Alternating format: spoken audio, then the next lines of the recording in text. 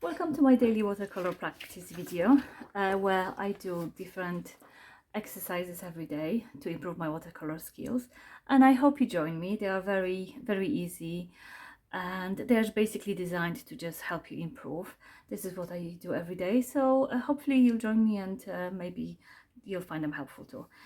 Today we are talking about composition, which is a bit more technical than what I usually do.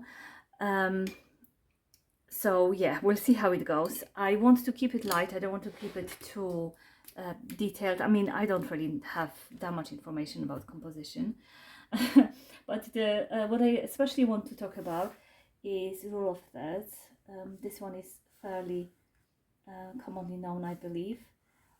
So basically, if you imagine this as your piece of paper, the rule of thirds basically suggests that you should divide it in 3 equal parts, both horizontally and vertically, and then the intersections where the lines intersect, placing your objects there will kind of create more of like a balanced composition. So these are kind of, this is the placement where it's better to place objects here rather than like straight in the middle and so on. So I kind of want to play with that.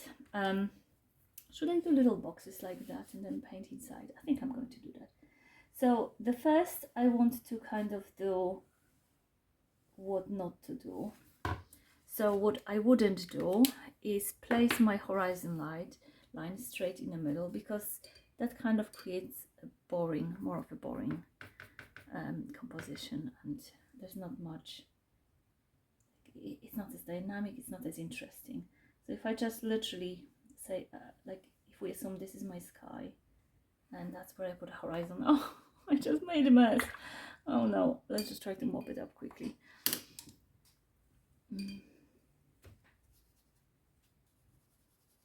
Today is not my day. This is going bad pretty fast, but that's already more interesting than what I created first. Never mind. But yeah, already something different already makes it more interesting. I'm just going to leave it like that because I don't want to mess it up too much. Okay, so what would be more interesting? Should I do 3 of those? I think so. Right, let's just quickly draw these.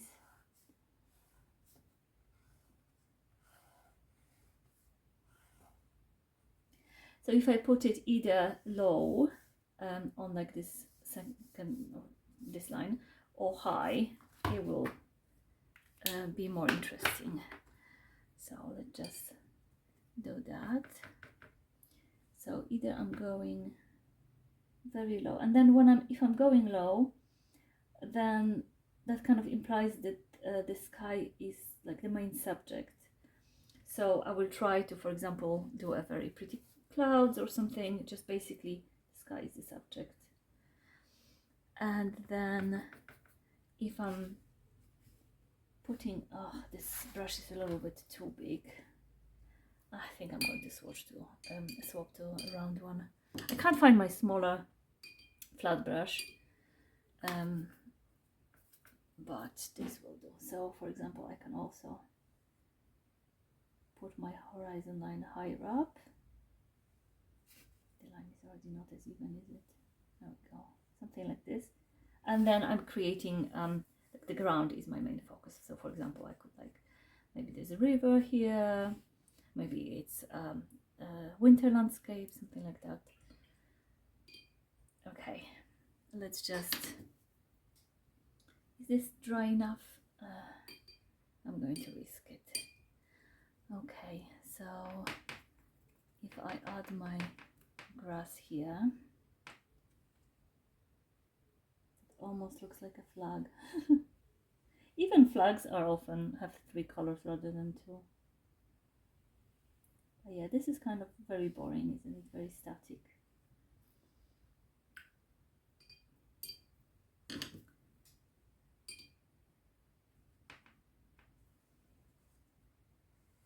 Then this creates more of an interesting composition. So that's one of the rules.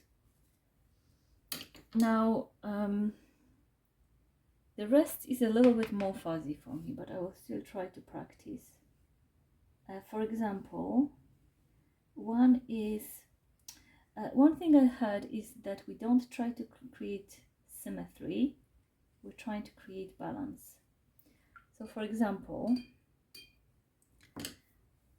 let's say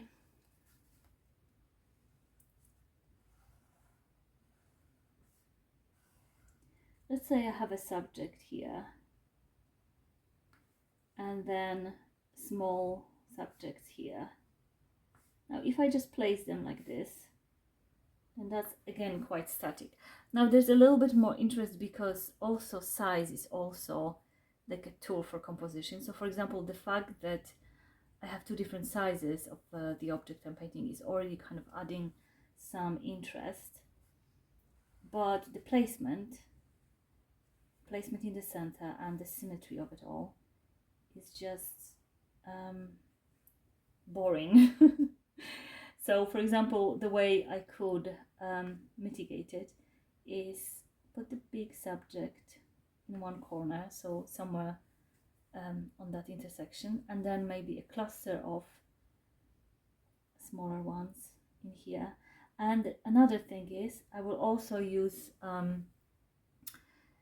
3 rather than 4 of them, because using an even number of objects also adds interest. So okay, I'm just going to kind of paint it as well,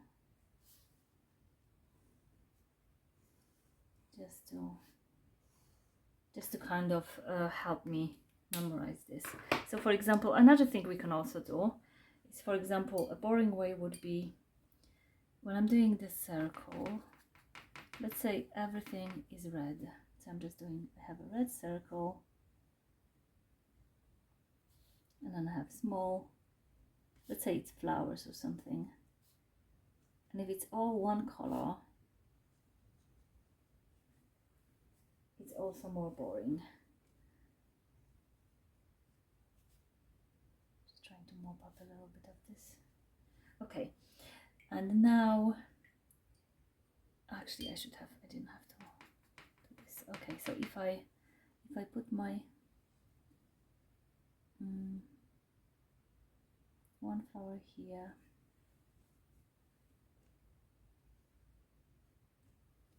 and then I change the color,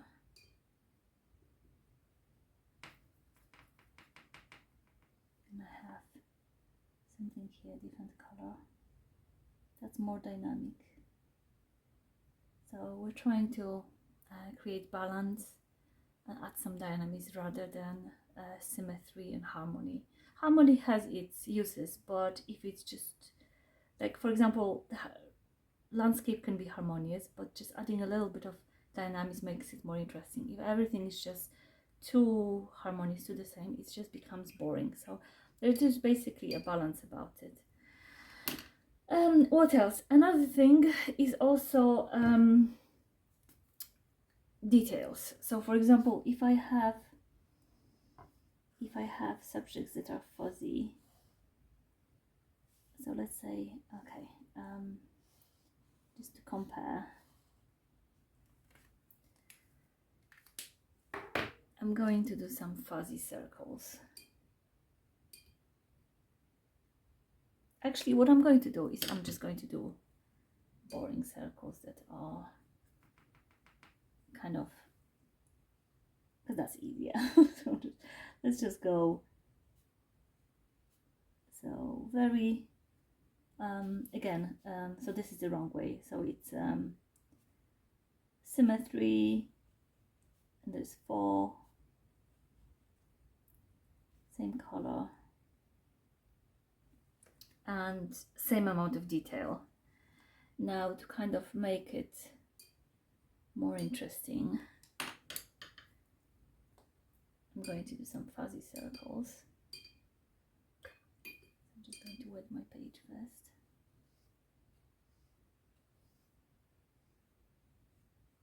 I need to try to make sure they're not too fuzzy, otherwise my point will be hard to explain.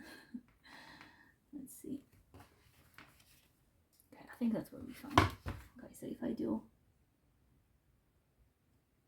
that's a little bit too fuzzy, more fuzzy than I wanted, but I have some fuzzy circles here.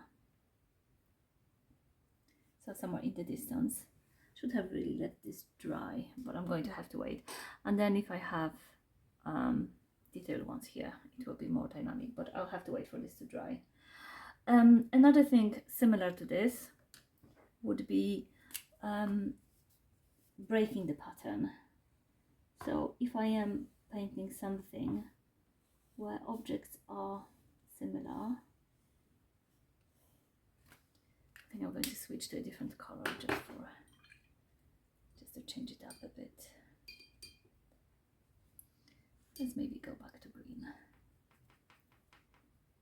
So for example, if I have green circles, let's say I'm actually going to do 3 this time. I have a pattern of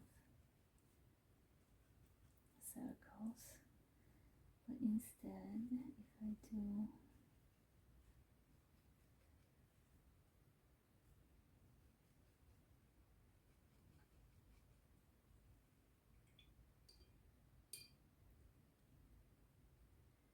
and one of them breaks the pattern, so that creates a focal point.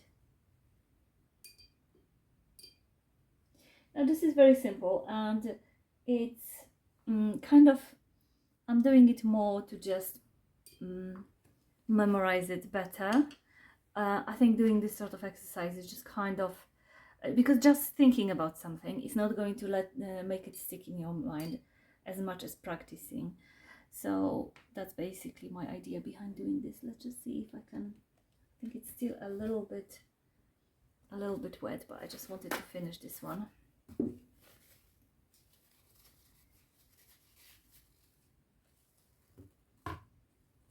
Okay, let's try.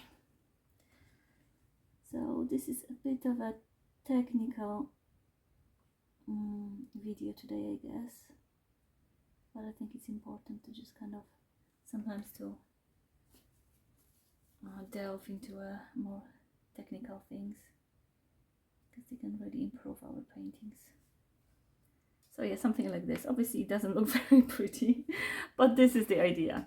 Okay, I think I'm going to finish for now, for today, because I don't want to overwhelm my brain. Later I will probably maybe do some small easy paintings, just kind of based on this, but I think it's useful to have this sort of exercise in your sketchbook so that you can refer to it, just quickly look at it, and so you can kind of remember what it is about. I have other exercises that I do every day.